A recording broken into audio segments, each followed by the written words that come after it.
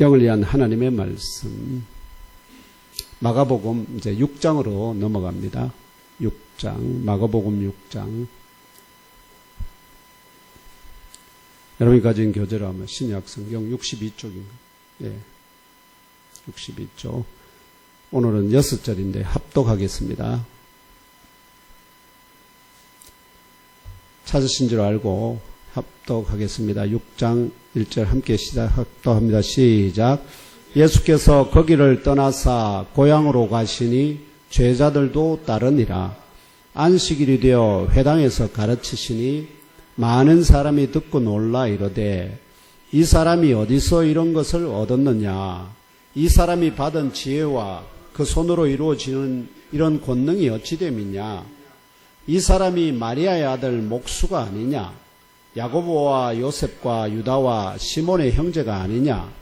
그 너희들이 우리와 함께 여기 있지 아니하냐 하고 예수를 배척한지라. 예수께서 그들에게 이르시되 선지자가 자기 고향과 자기 친척과 자기 집 외에서는 존경을 받지 못함이 없느니라 하시며 거기서는 아무런 권능도 행하실 수 없어 다만 소수의 병자에게 안수하여 고치실 뿐이었고 그들이 믿지 않음을 이상히 여기셨더라. 이에 밑에 또 있습니다. 이에 모든 촌에 두루 다니시며 가르치시더라. 아멘. 네. 이 본문을 중심으로 마리아의 아들 목수가 아니냐 이런 제목으로 주의 말씀을 상고하고자 합니다. 함께 읽어볼까요? 마리아의 아들 목수. 네, 예수님의 신분, 정체, 마리아의 아들이고 또 그 직업이 뭐였다는 거죠?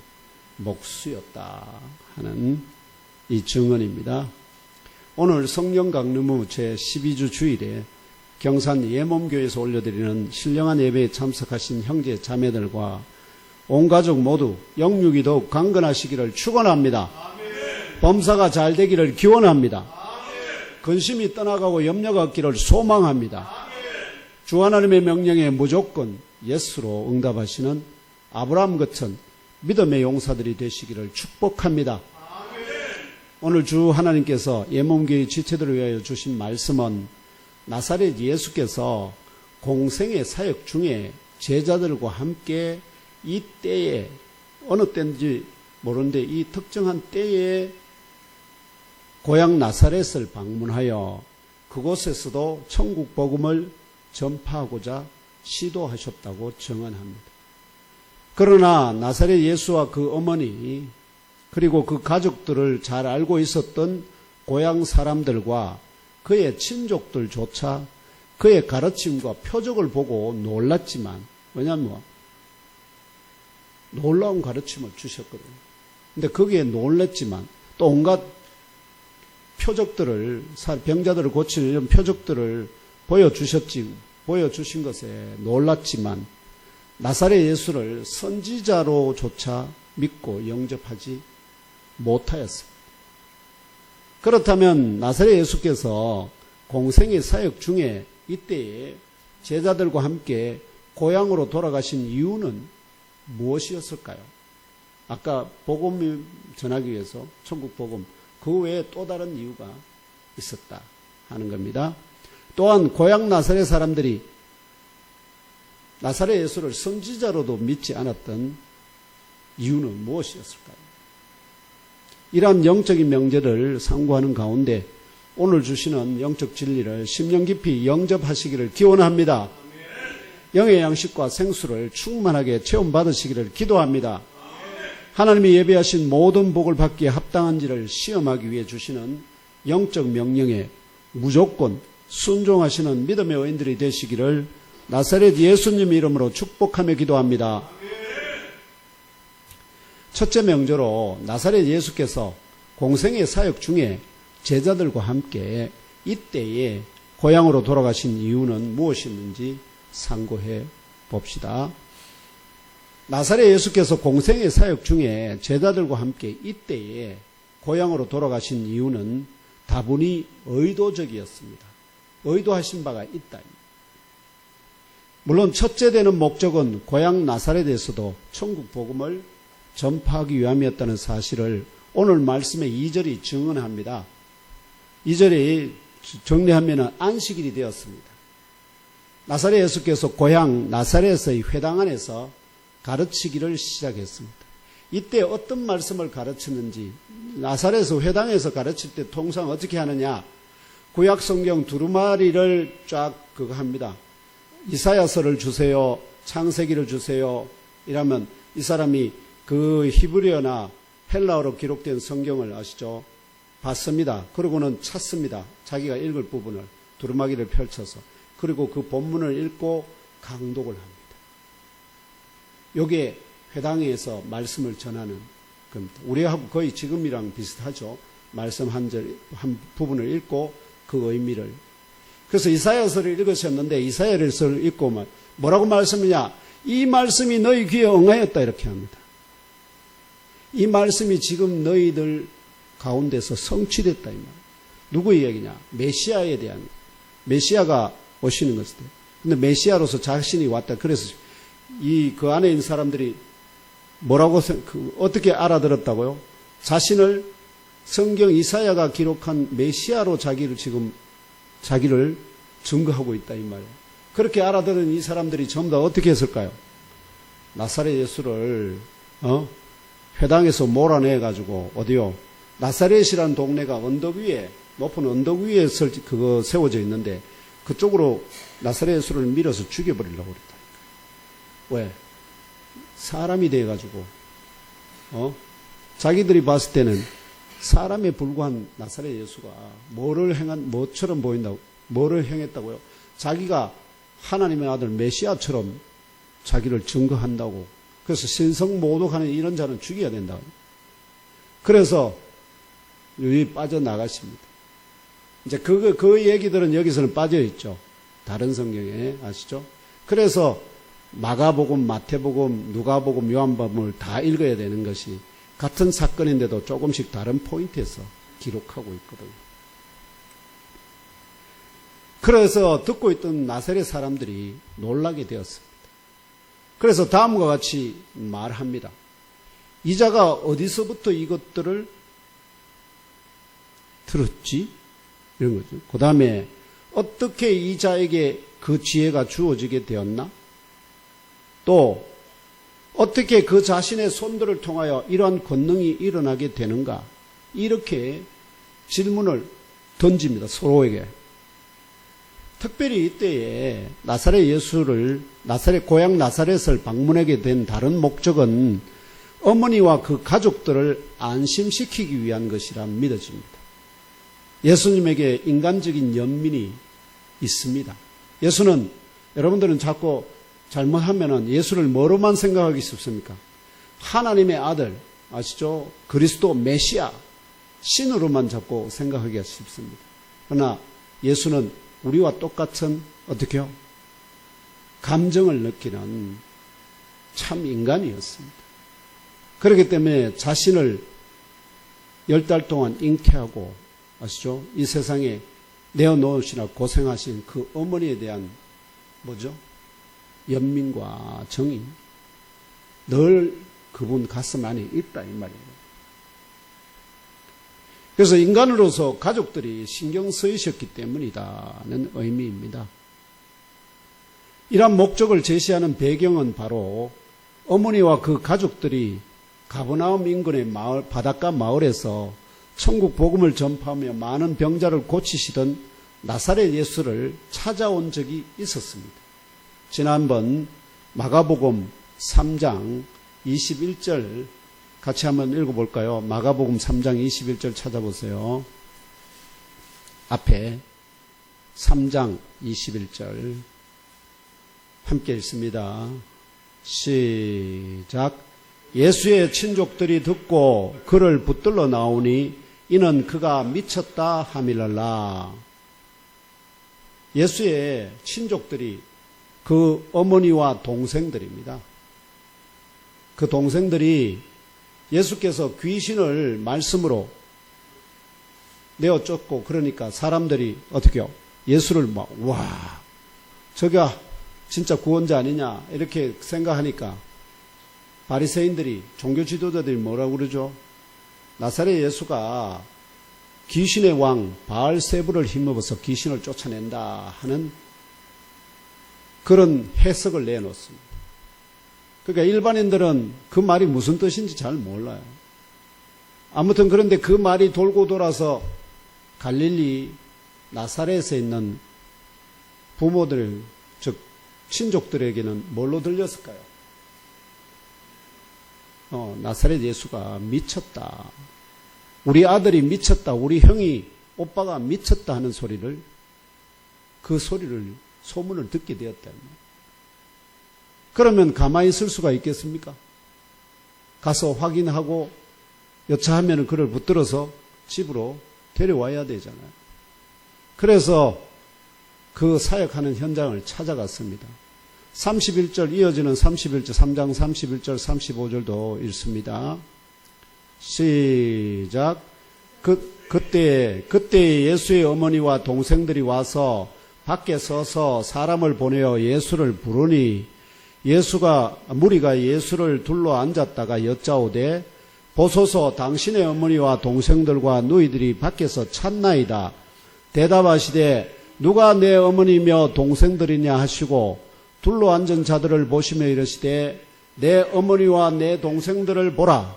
누구든지 하나님의 뜻대로 행하는 자가 내 형제요 자매요 어머니이니라. 아멘. 이때에 아시죠? 이때에 어머니와 그 동생들이 나사렛 예수의 사역 현장으로 찾아왔던 그 목적이 아까 21절에 뭐라고 증언하고 있습니까? 예수가 미쳤다. 그래서 그를 붙들어서 어떻게 해요? 집으로 데려가려고 찾아왔는데, 그런데 예수 주변에 너무나 많은 사람이 둘러치고 있어서 예수에게 말조차 걸 수 없었어요. 그래서 어떻게 해요? 그 다른 사람에게 제발 우리 가족이 왔다고 좀 전해달라 해서 전해니까 예수께서 하시는 말씀이 이겁니다. 누가 내 어머니고 형제 자매냐? 하나님의 말씀 듣고 그 뜻대로 행하는 자가 내 어머니요 형제요 자매라. 이해하시죠?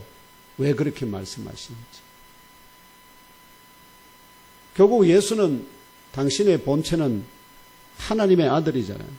결국은 하나님의 나라로, 에덴 동산으로 되돌아오는 자들만이 그의 패밀리가 돼요. 그의 말씀을 듣고 아무리 들어도 그 말씀이 그들에게 믿음을 일으키지 못하고 어떤 표적을 행해도 그들이 믿음을, 예수를 선지자로도 믿지 않으면, 아시죠? 존경하는 마음이 없으면 그 말씀이 전부 다 어떻게 해요? 그 마음이 뭐가 되느냐? 길가밭이 돼요. 길가밭에 말씀의 씨를 뿌리면 어떻게 된다고 그랬죠? 공중에 새가 와서, 그 공중의 새를 예수님이 뭐라고 합니까? 마귀가 와서 그 말씀을 뿌리자마자 다 쪼자 먹어버린다. 그래서 그는 열매를 맺지 못하는, 그래서 하나님 나라에 합당하지 않은 자로 판정이 된다 이 말입니다. 그래서 나사렛 예수가 귀신의 왕 바알세불을 힘입어 귀신을 쫓아낸다는 소문이 돌고 돌아 고향 나사렛 예수의 친족들에게는 나사렛 예수가 미쳤다는 소문을 들려지게 되었고, 그래서 그들이 나사렛 예수를 붙들어 집으로 데려가기 위하여 나사렛 가버나움 동네의 사역 현장으로 찾아왔던 것입니다. 이러한 거짓 소문에 당혹감을 느끼고 자신을 붙들어 집으로 데려가기 위하여 찾아온 친족들, 곧 그 어머니와 그 동생들을 만나는 것이 무의미했다는 것. 무의미했다. 그런 미혹된 마음으로 그들을 만나봐야 피차 뭐만 돌까요? 붙들어 가려는 사람과 가지 않으려는 사람, 마치 하나님의 아들이 사람과 뭐하는, 씨름하는 이런 희한한 모습이 되잖아요. 그게 제일 좋아하는 자가 누굴까요? 그런 모습을 사탄 마귀만 주어하는 그 모습을 시험에 넘어지는 거거든요. 그래서 그것을 피하였을 뿐만 아니라 또한 너무나 많은 사람이 나사렛 예수를 둘러싸고 있었기 때문에 친족들이 나사렛 예수를 붙들어 집으로 데려가는 것이 불가능하였어요. 결국 그들은 근심 가운데 그 목적대로 행할 수가 없어서 그대로 돌아서고 말았던 것입니다. 이런 가장 가까운 친족들이 어릴 때부터 함께 자라며 보아온 나사렛 예수를 가장 잘 알고 있는 듯 하지만, 아시죠? 가장 잘 알고 있는 듯 하지만 아직 물과 성령으로 거듭나지 못한 이 친족들이 나사렛 예수를 자신과 동일한 혈육을 타고난 아들, 형, 오빠, 조카 등으로만 인식하고 그것이 전부라고 믿게 되면, 아시죠? 믿게 되면 영적 진리를 가르치고 초궁극 복음을 전파하며 성령의 권능을 힘입어 귀신과 온갖 질병을 고치시며 이 표적을 행하시는 나사렛 예수의 영적 본체를, 하나님의 본체적인 영을 부여받은 하나님의 아들 그리스도 혹은 선지자가 아니라 오히려 귀신의 왕 바울세불의 능력을 힘입어 귀신을 쫓아낸다는 거짓 소문이 더 그럴듯하게 들리게 되어서 미혹당하게 된다 하는 것입니다. 바로 이 나사렛 예수가 미쳤다는 거짓 소문에 미혹당한 친족들, 그 어머니를 안심시키고 또한 그 동생들과 친척들에게 이때에 자신이 자신의 친족들과 동일한 참 사람이기도 하지만 자신의 영적 본체가 친족들의 영적 본체와 다르다는 진리, 그게 이사야서를 읽은 배경입니다. 이 진리를 계시하기 위하여 고향 나사렛으로 찾아오셨다는 또 다른 이유를 깨달아 아시고 믿으시기를 소망합니다. 나사렛 예수께서도 참 인간으로서 자신들의 친족들에 대한 연민의 정과 그들의 다친 영적인 눈과 귀로 말미암아 안타까워 하셨던 것입니다. 이때까지 예수의 친족들, 곧 그 어머니와 그 동생들과 온 친척들도 아직 하나님의 예비하신 때가 이르지 아니하였기 때문에 물과 성령으로 거듭나지 못한 상태였습니다. 이것은 이스라엘 민족이 자랑하던 진리의 구약 성경을 익히고 배워 가르치던 최고의 선생 중에 하나였던 니고데모의 영적 상태를 보면은 짐작할 수 있습니다. 요한복음 3장에 바리새인 중에 니고데모라 하는 유대인의 최고 지도자가 밤에 나사렛 예수께 찾아와서 고백하며 대화가 시작됩니다. 니고데모가 말합니다. 랍비여, 우리가 당신은 하나님께로부터 오신 선생인 줄 아나이다. 하나님이 함께 하시지 아니하시면 당신이 행하시는 이 표적을 아무도 할 수 없음이니이다. 니고데모가 뭘 보고 예수를 하나님이 함께 하시는 자인 줄 알았습니까? 표적입니다.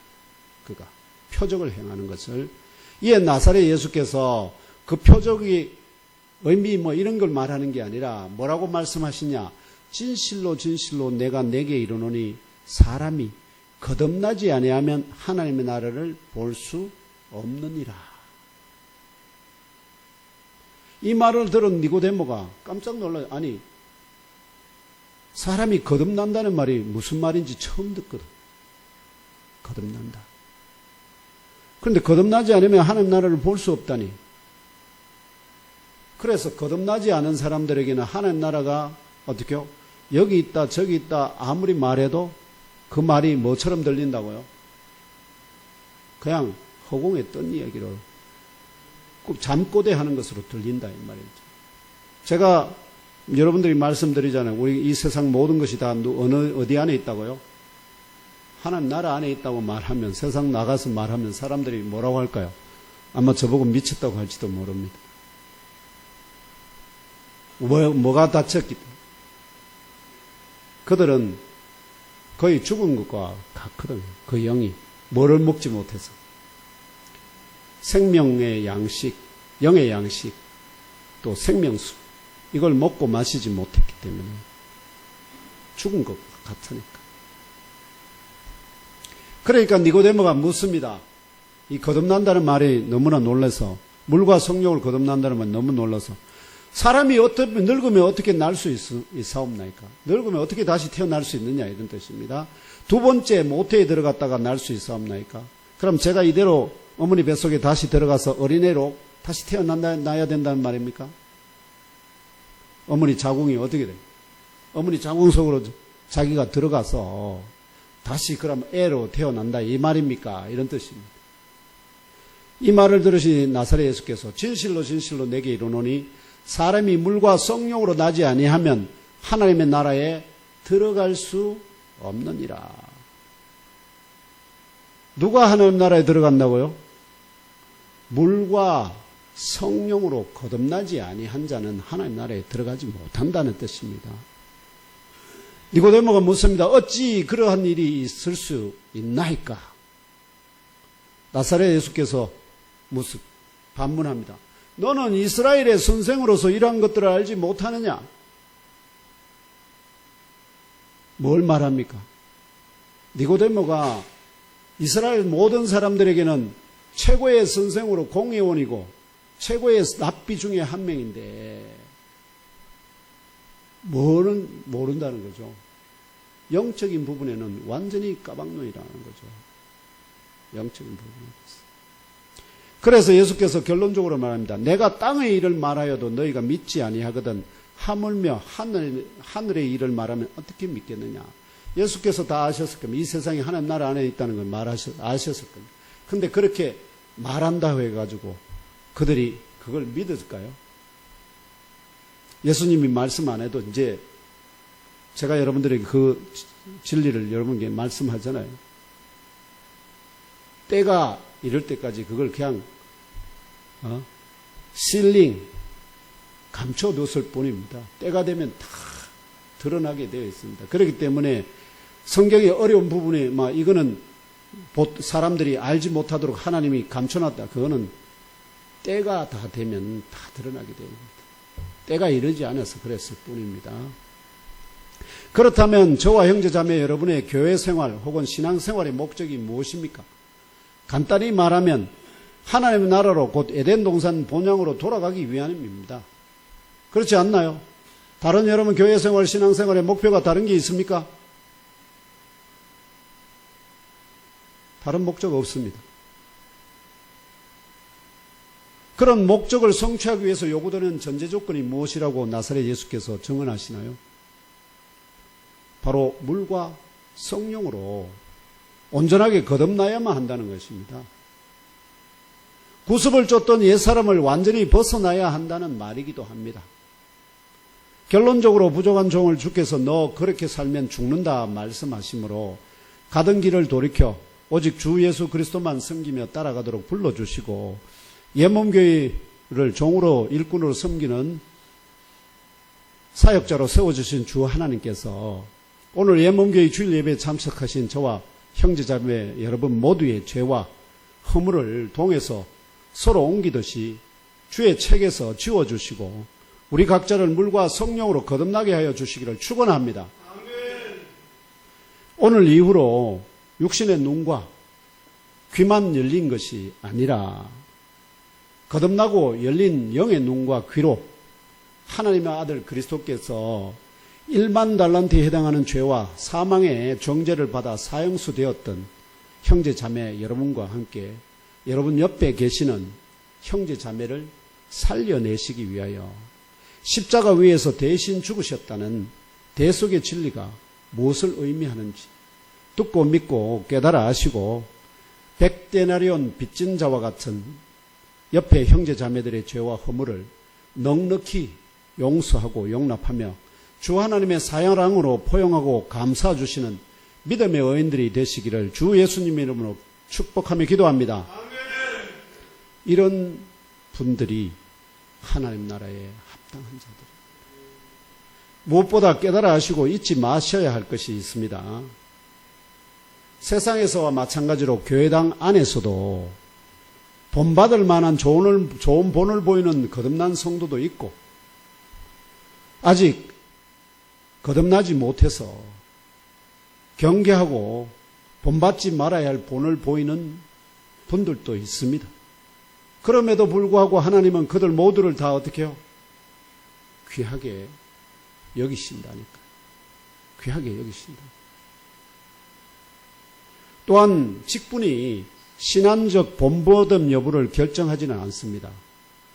장로님이라 해서 모두 본받을 만한 행동만 하는 게 아닙니다. 권사님이라고 해서 모두 다 본받을 만한 행동을 하는 건 아닙니다. 목사인 저도 마찬가지입니다. 가정생활이 있고 사회생활이 있고 친구들을 만났을 때 저를 아는 친구들은 저를 어떻게 기억하는지 아십니까? 대학 다닐 때 대학 동기들 만나면 저를 활량으로 기억합니다. 술 잘 먹고 아시죠? 운동 잘하고 그들 눈에는 여전히 제가 그렇게 보입니다.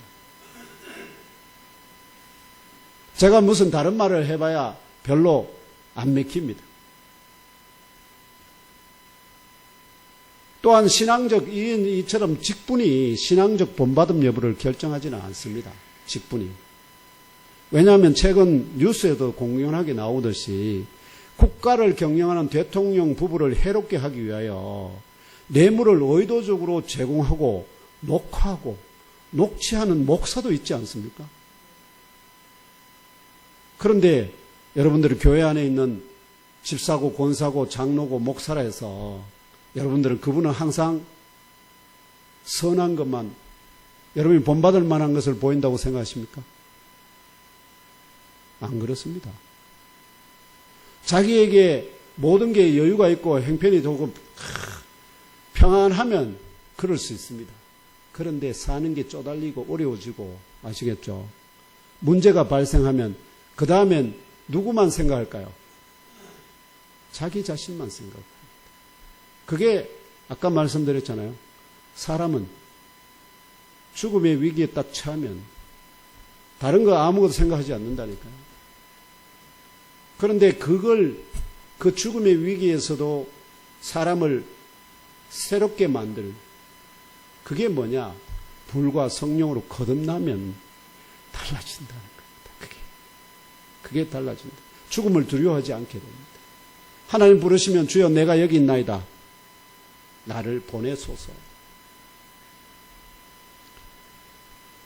이처럼 이런 목사라는 타이틀 때문에 본받아야 할까요? 본받고 싶습니까? 하나님께 영광을 돌리며 믿는 성도들과 믿지 않는 사람들에게도 선한 영향력을 나타내는 좋은 본을 보이는 것은 본받으시고 그렇지 아니한 것은 본받지 말라고 그런 건 본받지 말라고 나사렛 예수께서 이미 말씀하셨습니다.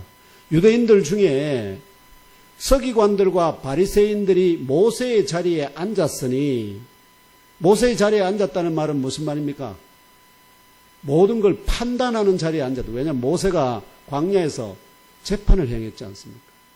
선을 전부 다 찾아오면 다 네가 옳고 그러고 해서 다 판단을 해줬다고요. 그 판단의 자리에 앉았다 이 말이에요. 그 유대인들과 바리새인과 서기관들이 우리 교회 안에서도 누구든지 판단의 자리에 앉으면 모든 걸 판단합니다.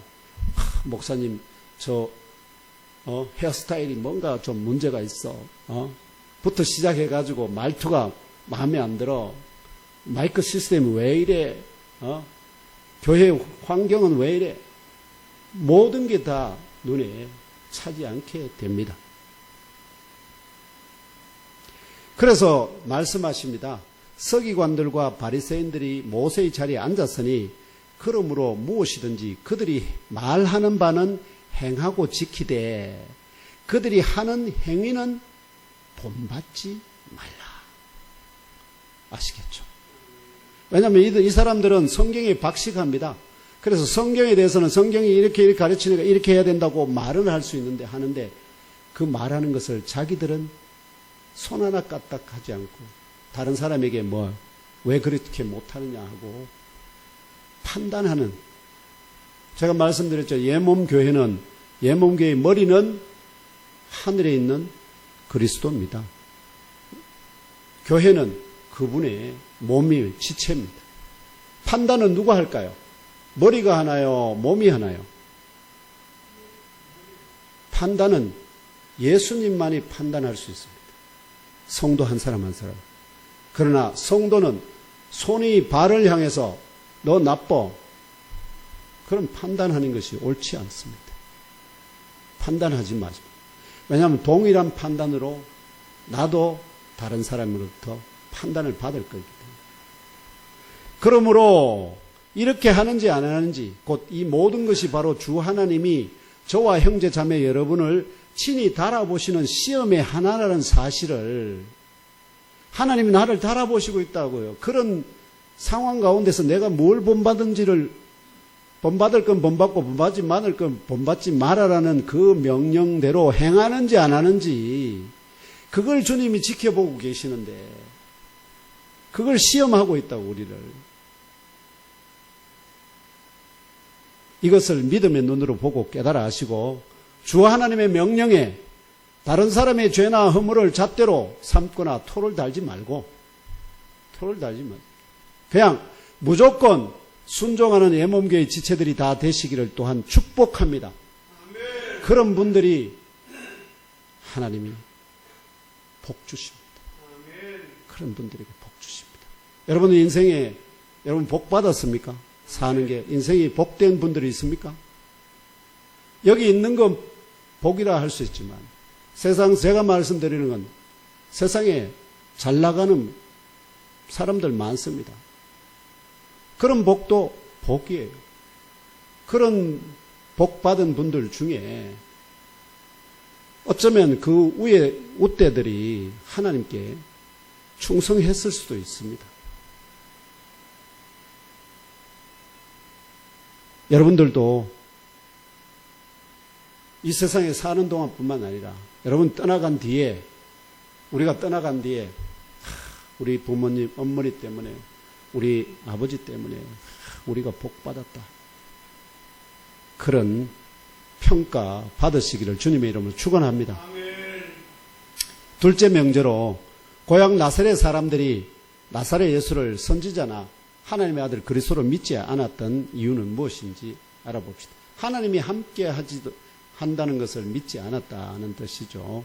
이어지는 3절에서 나사렛 예수께서 고향 나사렛 회당에서 가르치는 진리의 말씀을 듣고 권능을 베풀어 병자를 고치시는 것을 목격한 고향 나사렛 사람들이 믿음의 길에서 그들이 믿고 걸어가고 있었거든요. 근데 나사렛 예수를 만났는데 그 나사렛 예수가 자기들에게 걸림이 돼서 넘어졌습니다. 뭐가냐? 그들이 가진 믿음이 성경의 진정한 성경을 하나님을 믿는 것이 아니라 뭐를 믿는 것으로 드러났냐면은 자기 자신의 판단이 옳다는 것을 항상 믿는 자기 자신에 대한 믿음으로 드러나게 됩니다.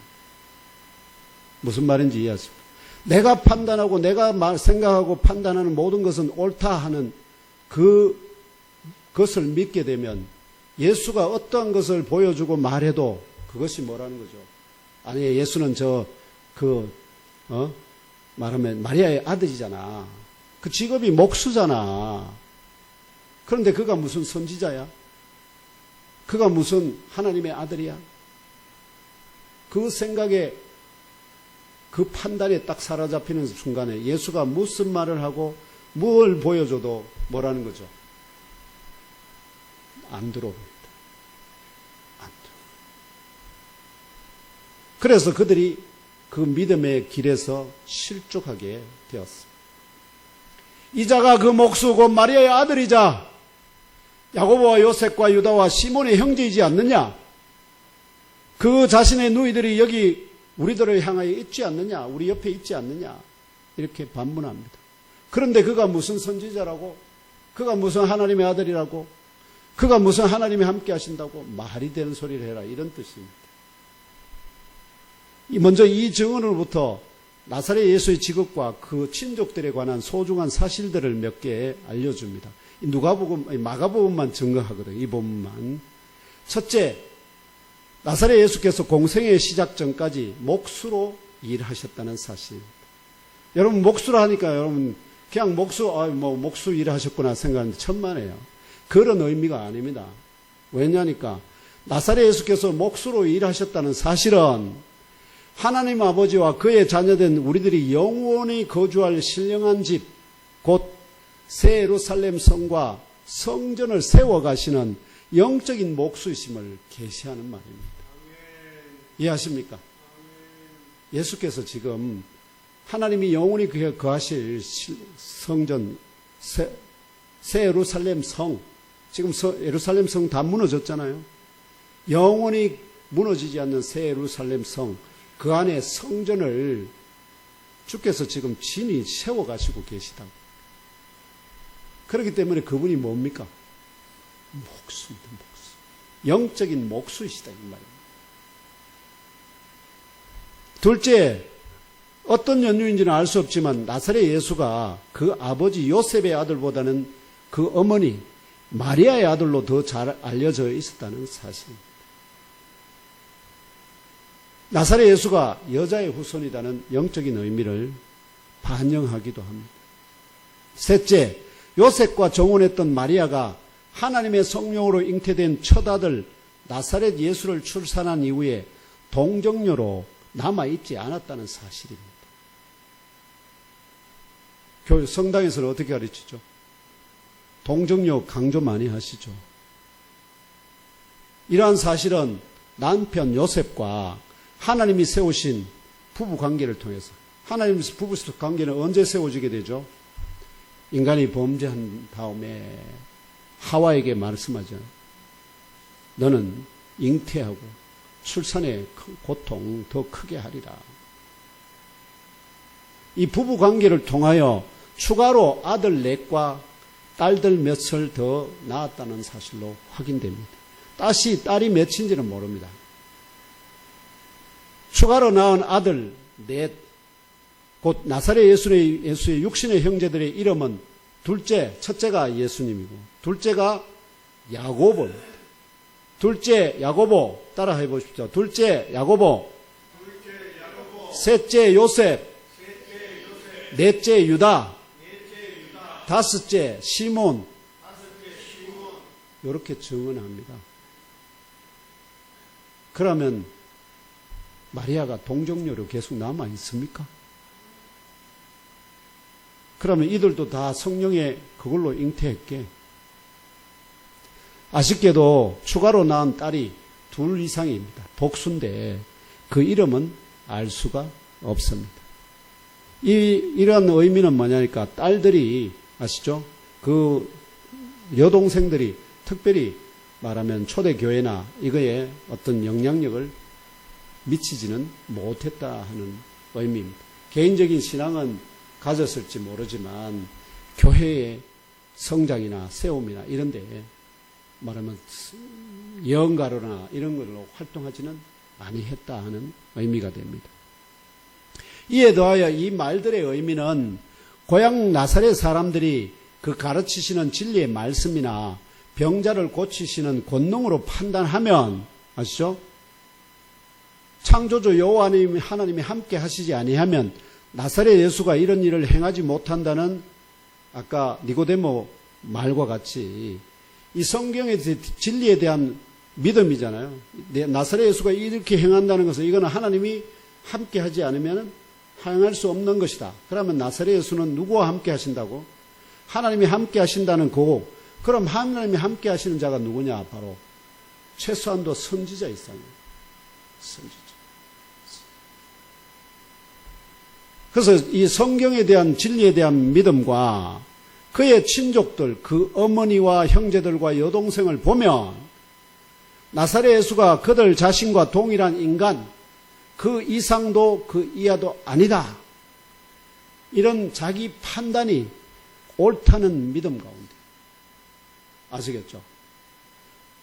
성경적인 기준을 하면 나사렛 예수가 하는 것을 행하는 것은 하나님이 함께 하시는 자라는 게 분명한데, 그러나 자기들 옆에 있는 그가 행한 목수, 마리아의 아들, 또 그 형제, 또 딸, 말하면 여동생들 봤을 때 그는 그냥 평범한 사람에 불과한 거야. 이 둘 중에 자기들의 판단 둘 중에 자기 판단이 옳다고 믿고 확신하였다는 뜻입니다. 아시겠죠? 이들이 잘못된 선택을 하였음에도 분명하게 드러나고 증명된 한 가지 진리는 나사렛 예수가 영과 혼과 몸을 가진 참 사람으로, 아시겠죠? 이 사람들이 부정하는 것 자체가 뭐라는 거죠? 나사렛 예수가 없는 인간을 향해서 나사렛 예수가 우리와 같은 인간이다 하지는 않을 거 아닙니까? 최소한 나사렛 예수가 영과 혼과 몸을 가진 참 사람으로 역사 가운데 성육신 하셨고, 또한 그들 사이에 가족을 이루고 살았고, 또한 몫으로 일하셨다는 사실을 나사렛 주민들 대부분이 분명하게 증언하고 있다는 것입니다. 이해하시겠죠? 한두 사람이 증언하는 게 아니라 나사렛 마을 사람들 통째로 그 사실을 증언하고 있다 이 말이에요. 이처럼 자기 판단이 옳다고 믿고 확신한 이후에 고향 나사렛 사람들의 심령이 이들은 마치 뭐와 같으냐? 출애굽한 이스라엘 1세대처럼 목이 곧고 목석 같은, 또한 길가밭같이 그 심령이 굳어지게 됩니다. 그래서 나사렛 예수가 그들에게 어떤 진리의 말씀을 가르치든지, 또한 어떤 기이한 권능을 행하여 보여주든지, 이러한 표적들이 그들의 심령을 변화시키는데 조금도 유익이 되지 못하였다. 곧 길가 밭에 뿌려진 말씀의 씨를 하늘의 새 같은 사탄 마귀가 와서 다 낚아채가고 말았던 것입니다. 그들의 그 말씀이 어떻게요?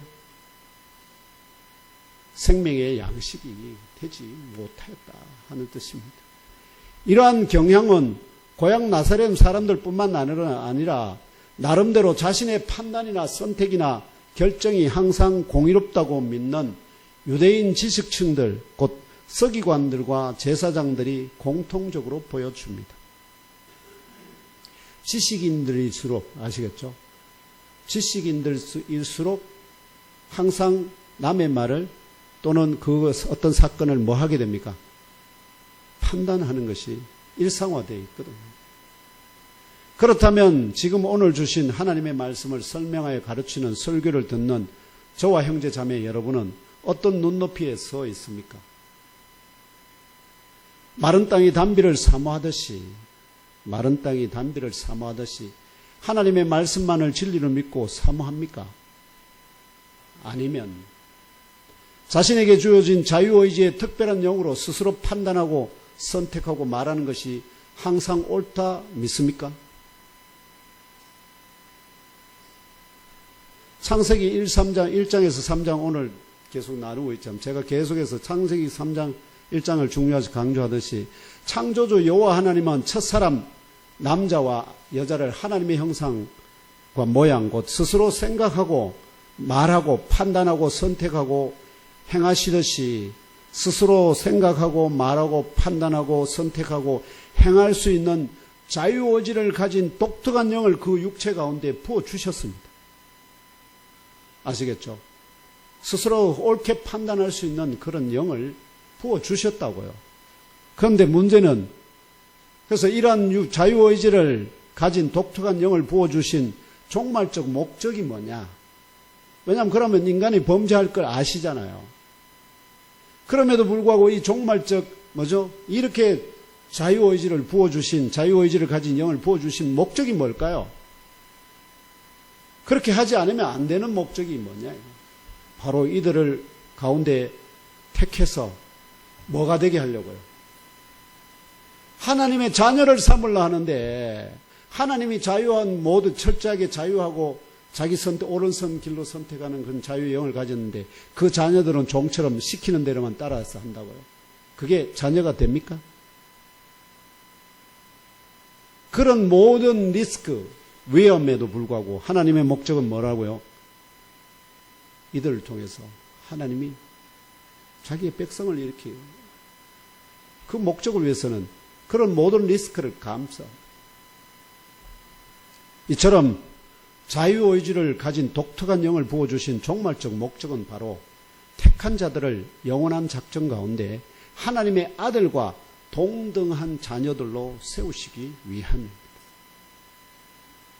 에덴 동산에서 선악을 알게 하는 나무의 열매를 범하기 전, 곧 전적으로 타락하기 이전에는 이 독특한 영이 창조의 목적대로 스스로 생각하고 말하고 판단하고 선택하고 행하게 할 수 있었지만, 범죄하여 사형의 선고를 받고 사형수로 시공간의 감옥에 갇힌 이후에 이 자유의지를 가진 독특한 영이 스스로 생각하고 말하고 판단하고 선택하고 행하는 모든 것이 뭐를 위할까요? 하나님의 거룩한 뜻을 위한 것일까요? 자기 자신을 위한 걸까요? 모든 게 다 자기를 위한 거예요. 자기를 방어하고 자기를 자랑하고 자기를 어떻게 해요? 있어 보이게 그쪽으로 다 몰아가게 되었다 이 말입니다. 1세기 당시에 갈릴리 나사렛 사람들을 포함한 대부분의 유대인들도 자신 안에 부여된 이 자유의지를 가진 독특한 그러나 전적으로 타락하여 스스로 창조의 목적에 맞는 의로운 판단과 선택을 할 수 없다는 성경의 증언을 망각한 채, 왜냐하면 성경이 그걸 증언하고 있거든요. 그렇게 올바른 선택을 할 수 없다. 올바른 판단을 할 수 없다. 그럼에도 불구하고 그걸 잊어버리고 자신의 판단이 옳다는 거짓된 믿음을 선택한 표본의 하나가 바로 갈릴리, 나사렛 고향 사람들이었다는 것입니다. 그래서 나다나엘이 증언하는 바, 나다나엘이 뭘 증언하느냐? 나사렛에서 무슨 선한 것이 날 수 있느냐? 나사렛에 뿌리를 두고 있는 것 중에는 선한 것이 아무것도 없다는 겁니다. 이 고백이 사실임을 입증하고 말았던 것입니다. 나사렛은 정말로 척박한 땅입니다. 거기는 말씀의 씨를 뿌려도 뭐가 일어나지 않는다고요? 열매를 맺지 못하는 땅이었다 하는 겁니다. 그렇다면 여러분 가운데 거기에 나사렛 예수가 나오지 않았습니까? 왜? 나사렛 예수의 고향이 어디라고요? 나사렛이니까. 그래서 나사렛 예수라고 부르지 않습니까? 반문하시는 분이 계실 겁니다. 이런 분들은 진리의 성경이 나사렛 예수의 탄생에 대하여 무엇을 증거하는지 아직 잘 모르기 때문에 가지는 의문일 수 있습니다. 왜냐하면 나사렛 예수께서는 갈릴리 나사렛에서 태어나신 것이 아니라 유대 땅 베들레헴에서 태어나셨기 때문입니다. 이를 증언하는 마태복음 2장 1절에서 3절을 읽으며 알아봅시다. 마태복음 2장 1절 3절 함께 읽겠습니다. 시작. 헤롯 왕 때에 예수께서 유대 베들레헴에서 나심에 동방으로부터 박사들이 예루살렘에 이르러 말하되 유대인의 왕으로 나신 이가 어디 계시냐? 우리가 동방에서 그의 별을 보고 그에게 경배하러 왔노라 하니 헤롯 왕과 온 예루살렘이 듣고 소동한지라. 아멘. 이러한 정언들을 진리로 믿으면 우리가 주님으로 믿고 영접하고 경배하고 예배하는 나사렛 예수는 갈릴리 나사렛에서 성령의 권능으로 잉태되었습니다. 거기서 잉태는 되었는데 헤롯 왕 때에 유대 땅 베들레헴 곧 다윗의 동네에서 태어나셨다는 진리를 깨달아 알게 됩니다. 결론적으로 성경의 증언대로 나사렛 예수의 육신적 가족의 뿌리, 나사렛 예수의 육신적 가족의 뿌리는 그 어머니 마리아와 아버지 요셉이 모두 어디 가문에 속했다고요? 다윗 가문에, 유다 다윗 가문에 속했다. 그래서 다윗 가문에 속하였기 때문에 갈릴리의 나사렛에 있었던 것이 아닙니다. 그 뿌리가 바로 유대 땅 베들레헴 곧 다윗의 동네에 그들의 뿌리가 있었습니다. 그들은 피난 와서 지금 갈릴리에 숨어 살고 있었을 뿐입니다. 이러한 역설적인 현실에 대하여 나사렛 예수께서 4절의 말로 자신의 영적 본체를 다시 계시하십니다. 선지자가 자기 고향과 자기 친척과 자기 집 외에서는 존경을 받지 못함이 없느니라. 직설적으로 다시 말하면 선지자가 그 자신의 고향 안에서는 존경을 받지 못한다 이런 뜻입니다. 또한 그 자신의 친족들 사이에서도 존경을 받지 못한다. 또한 그 자신의 집안에서도 가문에서도 존경을 받지 못한다는 의미입니다. 그 대표적인 예의 하나가 바로 아브라함입니다. 아브라함으로 본토 친척, 하나님께서 아브라함을 부르실 때, 하란에서 부르실 때 이렇게 얘기합니다. 네 본토 친척 아버지 집안을 떠나라. 그래서 내가 너에게 명령하는 땅으로 가라. 이 하나님께서 왜 아브라함을 본토 친척 아비 집을 떠나게 하셨는지 그 의미를, 그 뜻을 누가 지금 증언하고 있다고요? 나사렛 예수가. 왜? 거기서는 뭘 받을 수가 없다고요? 존경을 받지 못한다는 말은 그가 하는 말에 대해서 사람들이 신뢰한다 안 한다? 신뢰 안 한다. 그가 어떤 말을 해도 신뢰 안 한다는 뜻입니다. 부모가 자식이 아무리 뛰어나서 부모한테 정말로 놀라운 말을 한다 하더라도 그 부모는 항상 그 자식을 뭘로 보죠? 자기 아래 자식으로만 보기 때문에 그 말에 권위나 이거에 말하면 굴복할 수가 없습니다. 이 역설적인 말씀을 통하여 한 가지 분명하게 계시하는 영적 진리 하나는 나사렛 예수 자신이 아브라함과 같은 특별한 선지자다. 이해되십니까?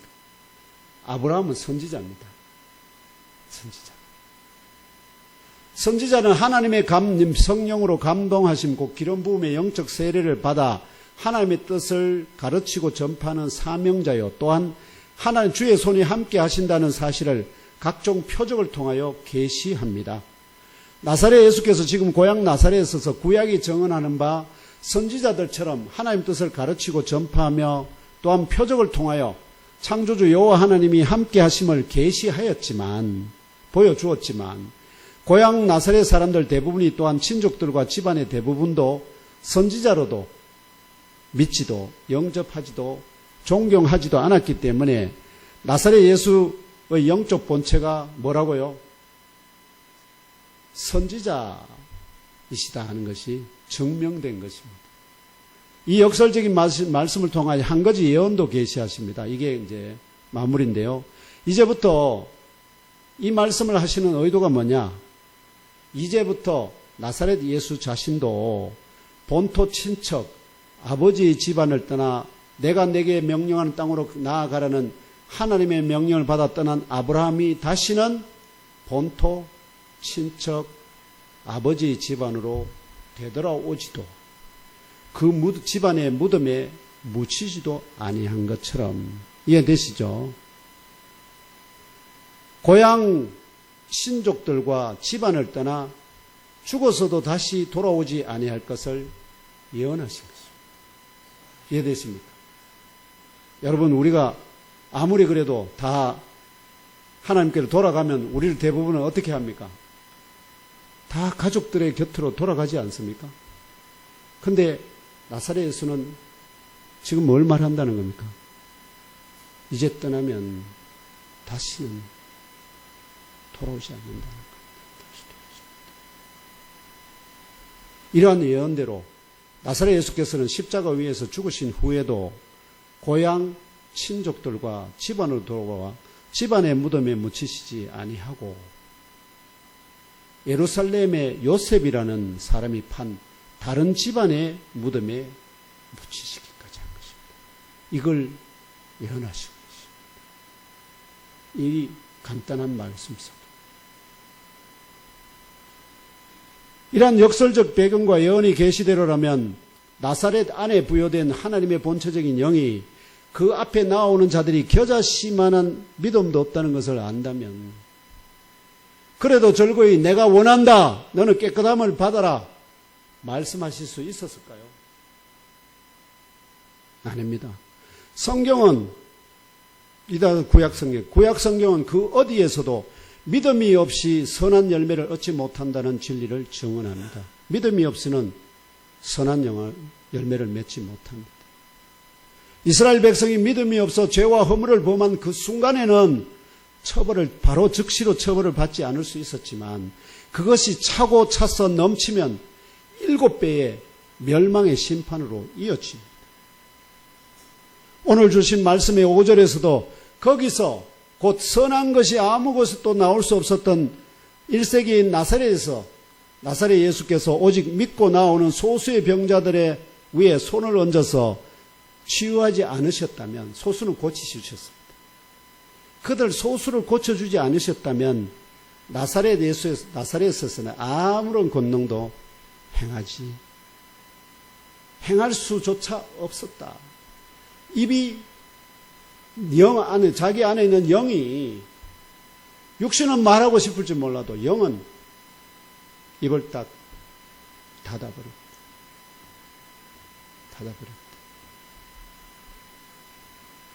또한 고향 나사렛 사람들이 진리의 말씀 가르침뿐만 아니라 그것에 대한 징표로 표적을 주셨음에도 불구하고 믿지 않음을 이상히 여기셨습니다. 참 이상하다. 왜 안 믿을까? 그게 오히려 더 신기했다는 거예요. 그리고는 나사렛 예수께서 진리의 말씀과 천국 복음을 가르치며 전파하시는 중에 갈릴리 여러 마을들을 두루 다니기 시작하셨습니다. 이게 오늘 말씀이 주신 전체적인 내용입니다. 오늘 이 말씀을 읽고 함께 부족한 종의 설교를 통하여 그 말씀의 의미를 나눔받는 예mon교회 형제 자매 여러분은 이 나사렛 예수 안에 창조주 여호와 하나님의 본체적인 영이 내재해 계시며 그 본체적인 영으로부터 창조주 여호와 하나님과 동일한 영적인 음성을 발하시는 나사렛 예수를 선지자로 믿고 또 하나님의 아들로 믿고 메시아로 믿고 그리스도로 믿고 영접하며 날마다 깊이 사귀어 아시며 경배하시기를 하나님의 본체적인 영을 소유하신 예수님 이름으로 축복하며 기도합니다.